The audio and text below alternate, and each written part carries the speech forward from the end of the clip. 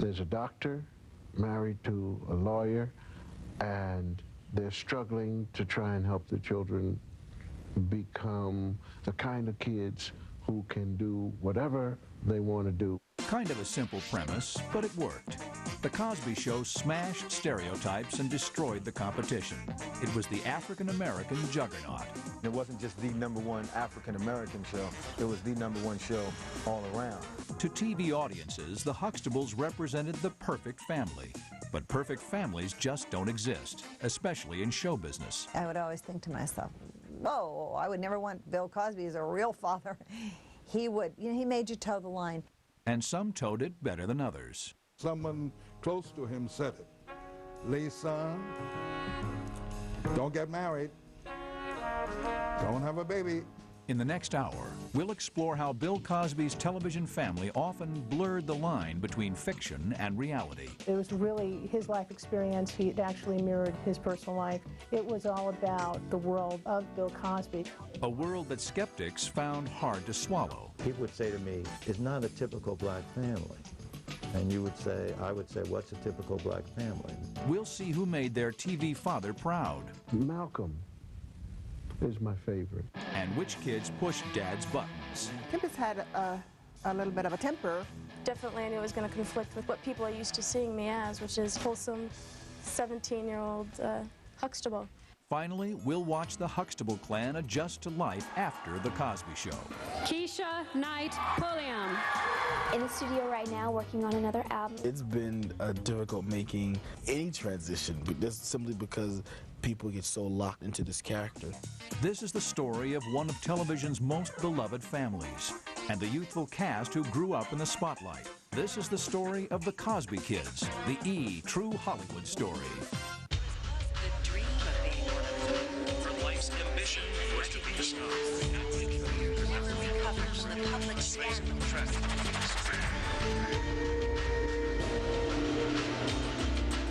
In 1984, the landscape of television comedy could only be described as bleak.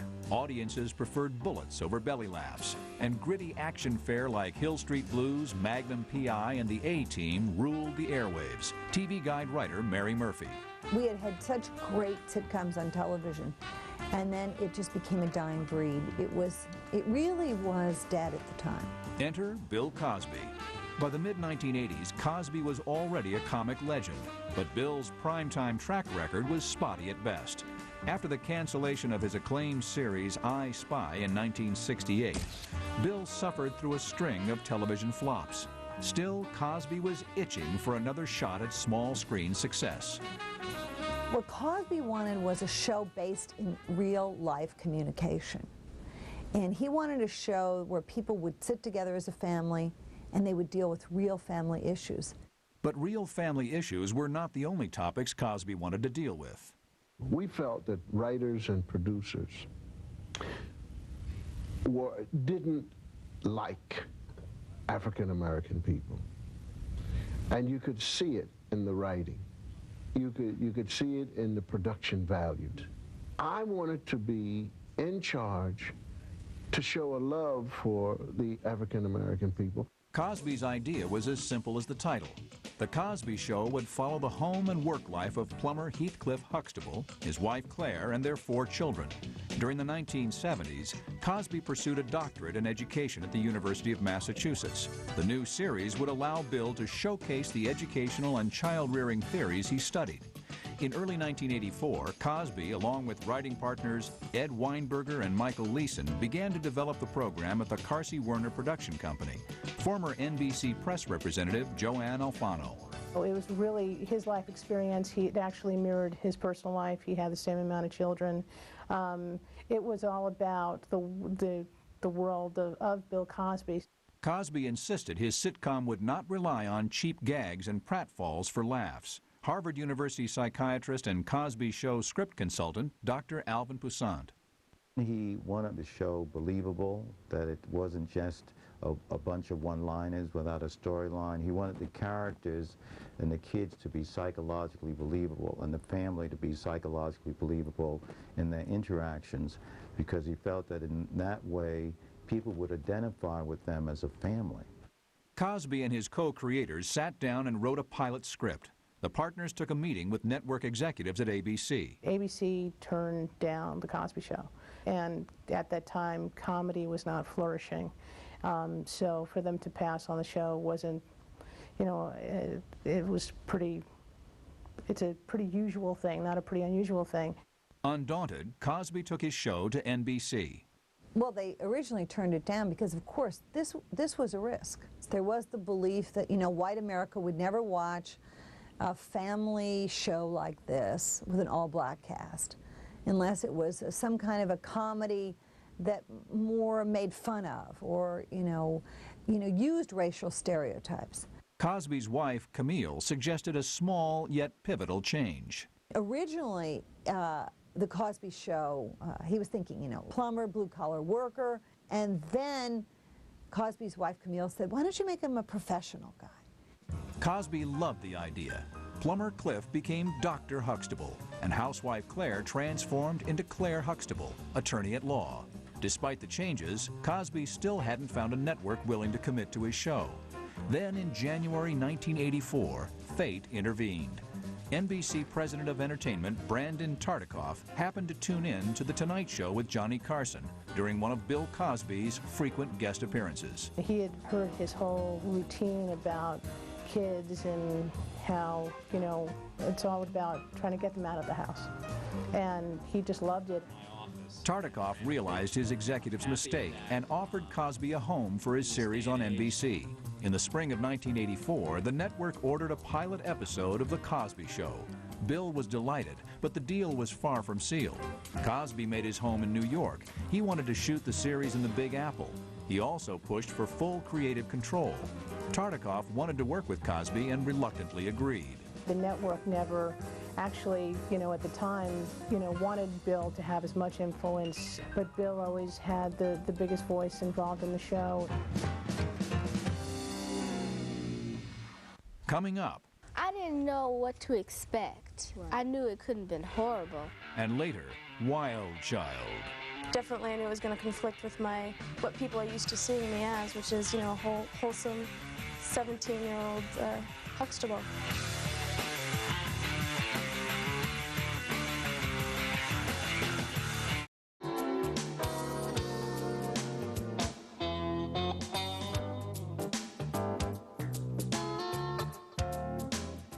By the spring of 1984, Bill Cosby's new sitcom, The Cosby Show, was on the fast track to primetime. He had a contract, but no family. And without the right family, Cosby had no show. He had a very clear idea of what he wanted. What Bill Cosby wanted was a television family that struck a chord of familiarity with viewers. If it was done, with the NBC casting executives at the time and with Bill and all the programming execs, it was a collaborative process. With the debut of The Cosby Show set for September 20th, 1984, producers sent talent scouts into a casting frenzy. He cared about it being real, and that was what it was about more than anything else, is that they felt authentic, they felt, organic, they felt real, like kids that people would totally connect with. To find the right actors, casting agents auditioned hundreds of kids in New York City, Chicago, and Los Angeles. In the summer of 1984, 11-year-old Tempest Bledsoe entered the Chicago casting offices. I didn't know what to expect. Right. I knew it couldn't have been horrible, and I was really looking forward to this because I've always wanted to be on television. Bledsoe began performing at the age of 5 in a variety of national commercials ranging from McDonald's to Good and Plenty. Tempest impressed casting directors with a wisdom that defied her youth. You would talk to her and you would forget, that you were talking to a kid because she was just brilliant. Bledsoe landed the role of middle child Vanessa Huxtable, actor Alan Payne. She was like a grown lady. She was like she wanted to be grown, before she got grown. Next on the producer's to-do list was finding an actor to play the youngest member of the family, 5-year-old son Rudy. After auditioning hundreds of boys with no luck, producers decided to test girls as well. The decision proved to be an inspired one. 5-year-old New Jersey native Keisha Knight Pulliam had incredible chemistry with Bill Cosby. And just like that, the Huxtable's little son became a kindergarten-age daughter. She was an incredibly bright, precocious, fun little girl. I mean, she enjoyed the experience probably more than anyone. Youth comes in handy. You don't know what's happening. Meanwhile, talent scouts in Los Angeles were busy filling the role of Denise, the Huxtable's rebellious daughter. The part went to 16-year-old Lisa Bonet. Lisa was born on November 16, 1967 in San Francisco to an African-American father and Caucasian mother. Bonet's father left the family when Lisa was 13 months old. Bonet had a difficult childhood because of her mixed heritage. I kind of grew up in a time where, like, my mom and I would walk down the street and we'd get really, like, horrified looks from people, you know, looking at us like we'd done something really dirty. Bonet developed a tough shell, an appealing mix of spirit and rebelliousness. The role of Denise Huxtable was tailor-made for Bonet. Lisa Bonet was kind of cast to be the wild one, kind of the old hippie. She was the one that worried them about what she was going to do next. She's the one who wore all of the wild, outlandish clothes and so on, and was going to do the rebellious things that adolescents get into. There was something about her, even as a child, that was playful and sensual, and you know, she was just a real teenager, and they wanted to know everything that was going on with her. With the Huxtable daughters in place, Bill Cosby still needed to fill the role of the only son, Theo. Born on August 18, 1970, Malcolm Jamal Warner was raised by his mother Pamela in Inglewood, California, a lower middle-class section of Los Angeles. When Malcolm was 11, Pamela enrolled her son in an acting class. My mom took me down, auditioned for the class, and at that time, I don't know what it was, I just enjoyed being on the stage, and I think I really enjoyed entertaining. In April 1984, Malcolm strolled into the Los Angeles casting office on the last day of auditions. They put you in a room with all these other kids, and so you're there all day wondering, you know, are we gonna, you know, are you gonna get the part? Warner walked away with the role of Theo. Bill Cosby hand-picked the 13-year-old. Co-star Ethel Ayler. Bill loved him. In a way, you know, you felt like Bill loved him like his own son. And they had a lot of fun together. The Huxtable clan was complete with the addition of 37-year-old Felicia Ayers-Allen as Cliff's legal eagle wife, Claire. In May 1984, after a whirlwind 13 weeks of pre-production, the actors gathered to shoot the first episode of The Cosby Show. Coming up.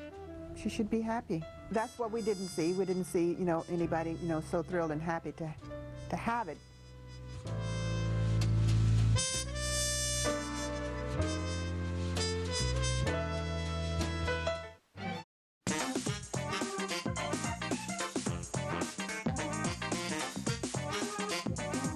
On Thursday, September 20th, 1984, The Cosby Show debuted at 8 p.m. on NBC.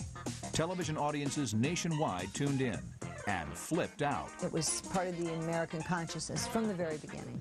People loved it. Critics loved it. The Cosby Show's debut earned a whopping 44 share in the Nielsen ratings. That means of all the households in America watching TV, half were tuning in to meet the Huxtables. These numbers shocked not only the NBC brass, but Bill Cosby and his producing team as well. People were very surprised. They were not expecting it to be such a hit, so there was like a joyous air on the set from the very beginning among the writers, but particularly the stars of the show.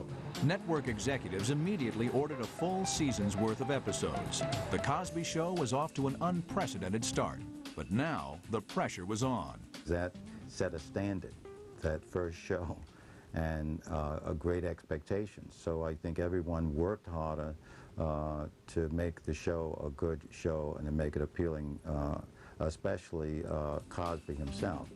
Cosby's creative demands were tough to meet. According to an article in People magazine, 3 of the show's 4 original writers left when their contracts expired after the first 6 episodes. Still, Bill demanded the writing staff continue to perfect his show. Cosby wanted to add a 5th child to the Huxtable clan, a daughter in college who represented the end result of Cliff and Claire's parenting skills. Casting for the character of Sandra Huxtable began right away. By mid-October 1984, the search was narrowed down to 2 actors, 26-year-old Sabrina LaBeouf and future pop diva 21-year-old Whitney Houston. In the end, Sabrina's theater background gave her the edge, and she won the role. Sabrina made her Cosby Show debut on November 24, 1984. Suddenly, his older daughter appeared, and she was a student at Princeton. And you really got it, what they were trying to say in this show. I am educated, my wife is educated, and my children will be educated. But not everyone liked the way African-American family life was depicted on The Cosby Show. People would say to me, it's not a typical black family. And you would say, I would say, what's a typical black family? What's your reference point, your context for saying that? I think they were wrong. I mean, they're wrong. They just don't know the truth. There are a lot of affluent African Americans in this country. And one of the good things is that show was saying that. Cosby Show director Reggie Life. The viewer wasn't tuning into The Cosby Show to see, an upper middle class African American family. They were tuning into a good show, a funny show with characters that they could relate to and connect with. Cosby bristled at the criticism. According to a December 1984 Time magazine article, Cosby scolded television critics at a press conference, saying, "I will be the judge of whether this show is good or not." Bill was more concerned with the well-being of his youthful co-stars. He insisted the actors playing his children put school before everything else, including The Cosby Show. He wanted them to stay focused on, education and doing things that would help further their lives and their careers. He knew that life in television was not always going to be easy, that being a child star was a very different experience that can easily lead you a bit astray. Alan Payne played Lance on The Cosby Show. The great thing about Mr. C was he wouldn't necessarily just talk to us about acting. He talked to you about getting your life in order, having an education, being articulate, representing yourself well, thinking, what you need to do to be a better person. Cosby also understood the importance of parental guidance. As a result, the set was often populated with the mothers and fathers of the young stars. Actor Joseph C. Phillips. Their parents were very much involved with them. When you get right down to it, it doesn't matter what Bill Cosby says. If it's not being reinforced in the home, if these weren't values that their parents were bringing to them, then, it wasn't going to make any difference. All of the kids' parents were always there, except Lisa Bonet. I don't think her mother was always there. I remember seeing her a couple of times in the beginning, then I didn't see her anymore. Bonet quickly gained a rebellious reputation on the set. Lisa flat out refused to adhere to Cosby's strict guidelines.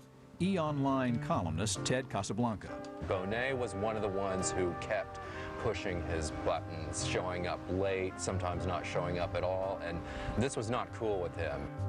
Writer Trey Ellis. He's a very strong-willed person. She was a very strong-willed young woman, and to her credit, she didn't let herself be pushed around. When Bonet reported to work on the set, she sometimes displayed a decided lack of enthusiasm. She should be happy. That's what we didn't see. We didn't see, anybody, so thrilled and happy to have it. It seemed more like somebody who was like, this is not all that big a deal or something. I don't know. I said, you get this kind of offer every day? You get this kind of job every day?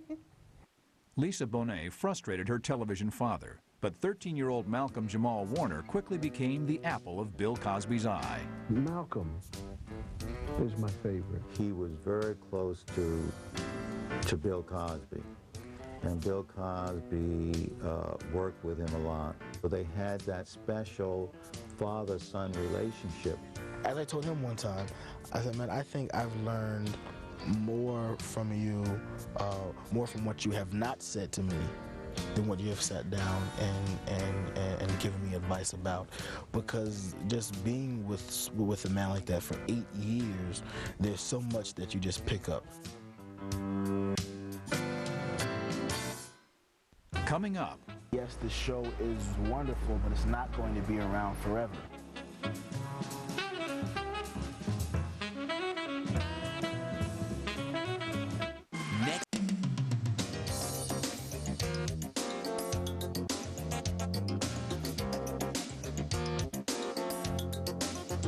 By early 1985, The Cosby Show was the undisputed ratings champ, and the Huxtables were America's favorite television family. But behind the scenes, tensions were rising. Young actors, including Lisa Bonet, came onto the set, and they weren't known for their exceeding professionalism. It rubbed Cosby the wrong way. The enormous popularity of The Cosby Show started a media feeding frenzy unlike anything the cast had ever seen. It really was, you know, at the time it was at the center of every news story, practically, every entertainment news story. So you couldn't help but be bombarded. The line to get into one of the tapings, you know, stretches around the block when they were, I mean, the Cosby Kids were on everything. Despite their sudden superstardom, most of the TV siblings handled their newfound fame with care. I understood from the very beginning of the show that this is a business.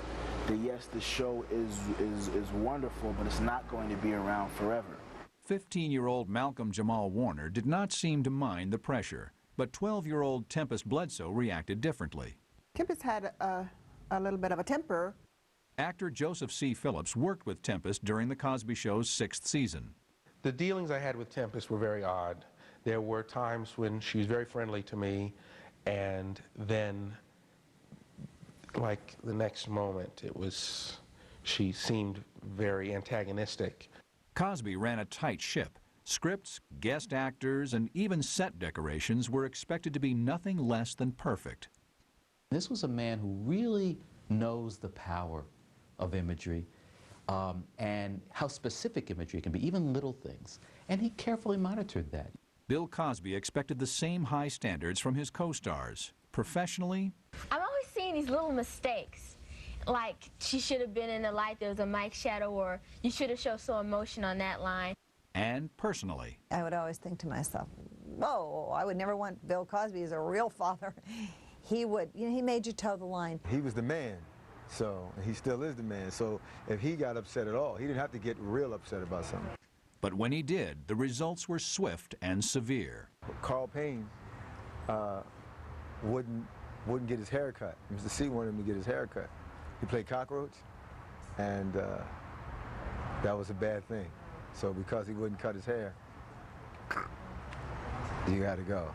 The actors who stayed didn't just study their scripts, they hit the school books as well. You had tutors or teachers there on the set, and they would grab them every opportunity that they could. It is so boring sitting there with a tutor, and there's no one else in the classroom except for you and this tutor, so if he asks a question, you know, you have to answer it.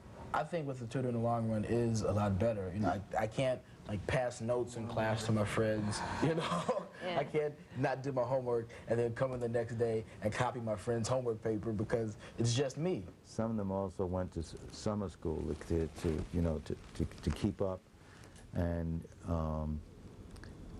some of the parents felt it was important for their kids not to get out of touch with what school is really like and what public school. They didn't want them to become like stars who then couldn't relate to the world. With Bill Cosby on top of his sitcom and the ratings, all should have been well. But Lisa Bonet continued to try Cosby's patience. In the spring of 1985, Bonet met another wild child and kindred spirit in 21-year-old musician Lenny Kravitz. Cosby was not pleased with Lisa's decision to date a rock star. Like many children who are thrust into the limelight, you know, it started to affect her. I mean, she did not have an easy time dealing with this, and that's what happened, and he wasn't going to let her behave like a little diva. And she was really too young, I think, to handle the pressure. In the summer of 1986, during hiatus, Bonet flew to Louisiana to shoot her feature film debut, Angel Heart. In the supernatural thriller, Lisa plays a voodoo priestess. The film also contained a graphic sex scene between Bonet and co-star Mickey Rourke. Rumors about the steamy on-screen tryst ended up in the tabloids months before the movie was released. They had a scene where they made love, she said, they simulated making love for hours and hours with buckets of fake blood being poured all over them and all over the room. Bill Cosby was not amused. You know, in the beginning, he was a bit disappointed. You know, he also understood that Lisa was getting approached from a million different directions of, for her career. In March 1987, Angel Heart opened to poor reviews and even lousier box office. A month later, Bonet added insult to injury when she posed topless in Interview magazine to promote the struggling movie. I definitely knew it was going to conflict with what people are used to seeing me as, which is, a wholesome 17-year-old Huxtable. This is who I am. I am a sexualized being. I'm not going to be America's princess. I'm going to be the topless, funky, hippie chick. That's really messing around with the upscale, wholesome image of the show. Bill Cosby was also unhappy with rumors of a Bonet-Kravitz wedding. Co-star Earl Hyman. I don't know if Bill said it, but someone close to him said it. Lee-son, don't get married. Don't have a baby, because I am starting a new show, and you are the star of this show. But Lisa didn't listen.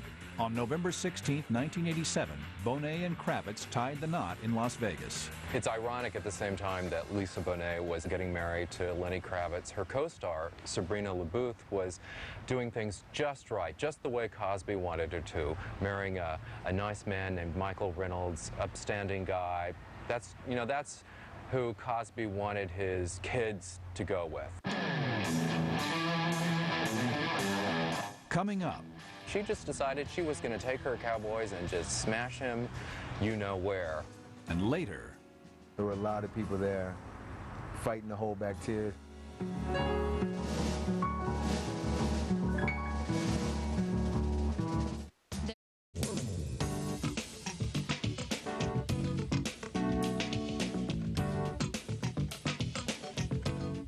In May 1987, The Cosby Show completed its third hugely successful season, but audiences were checking in for more than just blissful family fun. People want to tune in to see, is the tension going to show up between Lisa Bonet and Bill Cosby? After the third season of The Cosby Show, Bill had an idea. Why not send Denise to college and create a whole new show for her character? So he did. The spin-off was called A Different World. The show revolved around the lives of students at Hillman College, the fictional alma mater of her TV dad and grandfather. It's interesting that after some of the bad blood with The Cosby Show, Lisa Bonet is still given another tremendous chance, her own show. In the summer of 1987, A Different World went into production.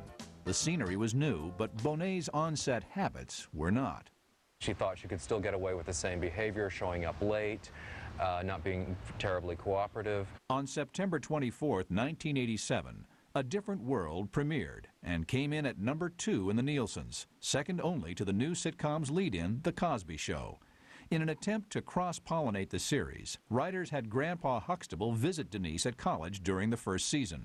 I went to visit my granddaughter, and it was one of the last times that she was ever on the show. And I knew there was something. And also, without Bill, she wasn't quite the same in her work either. Despite having another hit show, Bonet just couldn't stay out of trouble. In May 1988, the actress appeared on the cover of Rolling Stone magazine.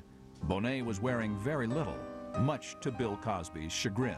Cosby wanted them to be, he didn't want to ruin their lives, he wanted to give them great lives.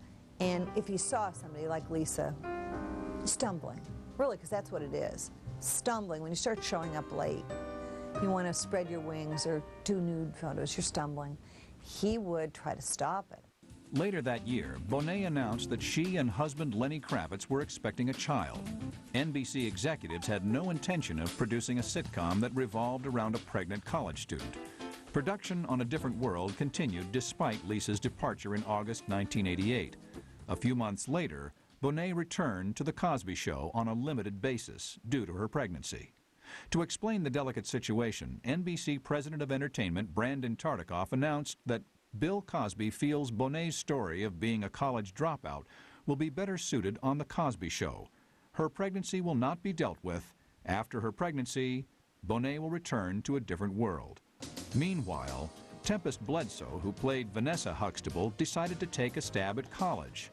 Her TV dad was thrilled. One of the most admirable things about Bill Cosby is how pro-education he is. And he even went so far as to let one of his stars, his daughters on the show, take time out to attend Lincoln College in 1988. On December 1st, 1988, Lisa Bonet gave birth to a baby girl, Zoe Isabella Kravitz. However, Bonet did not return to a different world. The show carried on without her. Instead, Bill Cosby asked Bonet to return to The Cosby Show as a regular cast member. Yes, we welcomed her back home. We didn't want her to go in the first place. Cosby knows that she's a good actress. She still gets attention. People still like her. And I think he also knew that it would get some more ratings. In September 1989, The Cosby Show writers came up with a new storyline for Denise Huxtable. Bonet's character was now married to a naval lieutenant played by actor Joseph C. Phillips and raising a 3-year-old daughter, Olivia. Actress Raven Simone was one of the girls who auditioned for the role with Bill Cosby. I read 8 pages of script, and then I got it. He was like, I want you to be Olivia. She exploded, man. People just loved her, just overnight, and they wrote stuff for her to do, and she was very funny.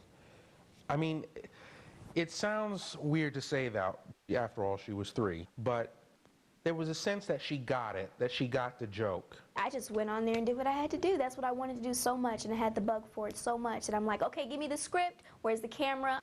The addition of Raven to the cast also meant 10-year-old Keisha Knight Pulliam was no longer Bill Cosby's precocious comic foil. As she began to age, she had to change just the way she was acting. She wasn't this cute little 5-year-old and couldn't get laughs that way anymore with a little smile and a little, cocking of her head one way or the other. But Raven certainly could. And she gave that sort of Cosby with the baby feeling again. And that's what you wanted. You always wanted that little baby who was going to jump into his arms and who he was just going to chuckle at. And you didn't want that tension. And so that's what happened. And it was a very good call. That same year, Malcolm Jamal Warner followed in Tempest Bledsoe's footsteps by enrolling at NYU. Cosby was pleased, but his high spirits did not last long. In December 1989, Lisa Bonet was back in the headlines. She was in an airport with her husband, Lenny Kravitz, and their daughter, and a paparazzi was there shooting pictures of them, and she just decided she was going to take her Cowboys and just smash him you know where. Photographer Michael Wehrman filed a $4 million lawsuit against Bonet and pressed criminal charges. On August 30th, 1990, the charges were dismissed and the suit was dropped. But the judge warned Bonet to stay out of trouble for at least 6 months. I think Lisa Bonet found out the hard way that when you play the bad girl in the press is then going to play right back and come after you a little extra hard than they normally would. Reality began to catch up with Bonet and The Cosby Show. For the first time in 6 years, the seemingly invincible Cosby Show dropped from the #1 position in the Nielsen ratings. Coming up. They had tremendous pressures on them that I wouldn't wish on anybody's relationship.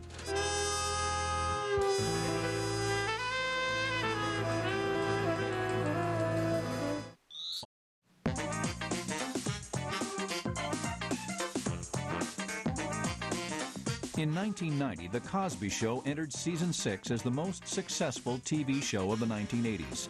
Suddenly, the Huxtables faced stiff competition from another, more animated television family. When The Simpsons came about, it was kind of the anti-Cosby of its time. The Simpsons represented the ultimate in dysfunctional TV families and could not have been more different from the clean-cut Huxtables. By the fall of 1990, the animated series was giving Cosby a run for his money. On October 11, 1990, The Simpsons proved their mettle by beating The Cosby Show in the weekly ratings for the first time. This is like the anti-family, the most bumbling father, the most idiotic mother, a baby who never said a word, just sucked her thumb, and this brainy kid. And it was time for The Cosby Show to end and for this new era to begin. But Bill Cosby was not ready to concede defeat. Determined to maintain his vision, Cosby decided the show needed some new blood, actress Sabrina LaBeouf.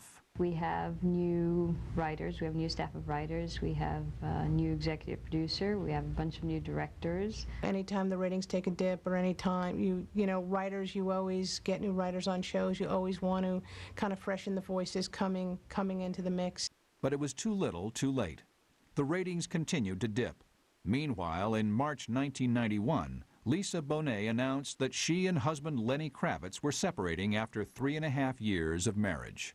I think they were really young and they were under a microscope. They had tremendous pressures on them that I wouldn't wish on anybody's relationship. 3 weeks later, on March 29, 1991, another one of Bonet's relationships ended. This time with TV dad Bill Cosby.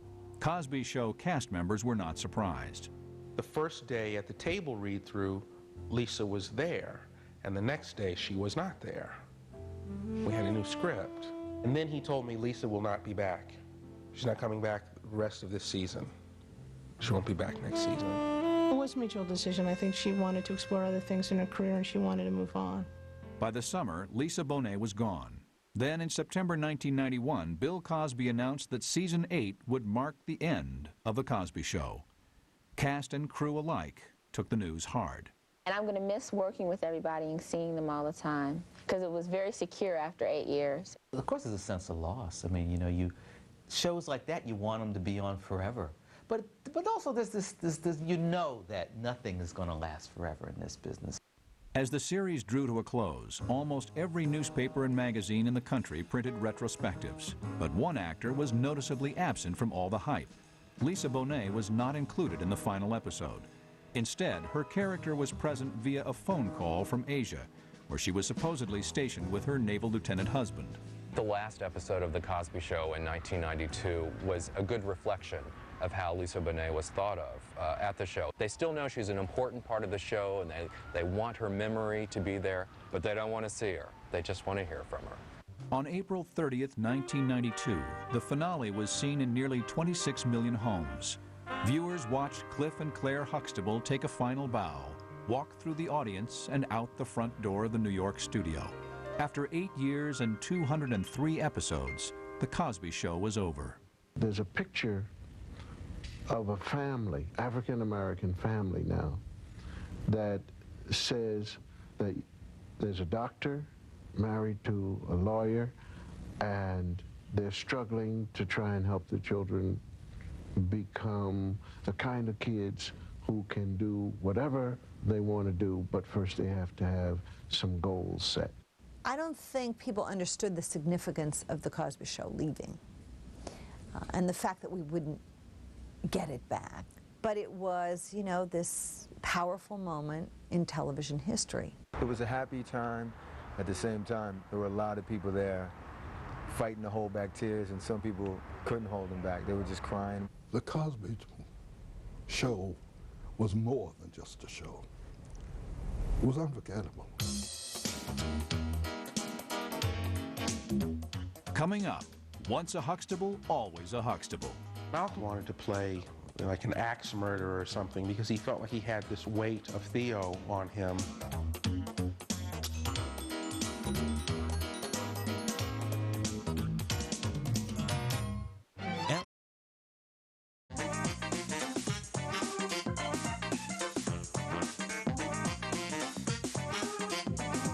In 1992, the fictional Huxtables said goodbye to audiences worldwide, and The Cosby Show faded into TV history. We're all looking forward to doing other things now because, I mean, I think the show's run its course. After The Cosby Show was over, the cast found it difficult to distance themselves from their television counterparts. Malcolm wanted to play like an axe murderer or something because he felt like he had this weight of Theo on him. It's been difficult making any transition, but that's simply because people get so locked into this character. People really saw me as Theo. Malcolm Jamal Warner separated himself from Theo, but he couldn't get away from Bill Cosby. Warner accepted a starring role on the Cosby-produced sitcom Malcolm and Eddie. The series lasted 4 years and gave Malcolm an opportunity to work behind the camera.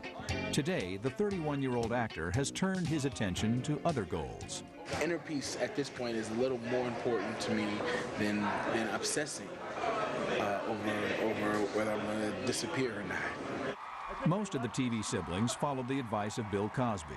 They decided to focus on education instead of show business. In October 1993, 35-year-old Sabrina LaBeouf headed to California to pursue her scholastic interests.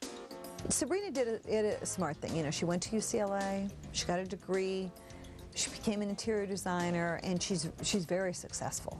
On May 12, 1994, 20-year-old Tempest Bledsoe received her degree in finance from New York University. A year later, Tempest was in front of the cameras again, this time as the host of her own self-titled talk show. The program was canceled after one season, but Bledsoe continues to appear on television with a recurring role on the hit ABC show The Practice. Keisha Knight Pulliam decided to put acting on hold and enrolled at Spelman College in Atlanta, Georgia. On May 20th, 2001, 22-year-old Keisha graduated with a degree in sociology. Keisha Knight Pulliam. I could see her doing something else altogether that had nothing to do with show business. For 14-year-old Raven Simone, the lure of the limelight was too strong to resist. Raven continues to perform, appearing alongside Eddie Murphy in both Dr. Dolittle films. Simone is also an accomplished singer. I just finished a pilot for Disney called Absolutely Psychic. Praying that it goes. In the studio right now working on another album. Lisa Bonet returned to acting after a self-imposed hiatus and won rave reviews for her performance opposite John Cusack in the film High Fidelity. Today, the 32-year-old actress enjoys a quiet life in Southern California, where she is involved with community service. I have a nonprofit organization called Venice Heart. HEART stands for Hearing Each Other and Responding Together. We have programs happening at the center, but the one that I'm most passionate about is the one we do down at Central Juvenile Hall, providing a safe place for them just to be heard. 15 years after The Cosby Show was sold into syndication in 1986, the series Nobody Wanted continues to generate millions of dollars, virtually guaranteeing that Bill Cosby's unique vision will continue to educate and entertain for years to come. We came along at the right time. As you step up to the crap table and you have $75, and you just happen to be stepping up when a man or a woman is going to roll for 45 minutes. And I want to tell you, I played the hell out of that hand.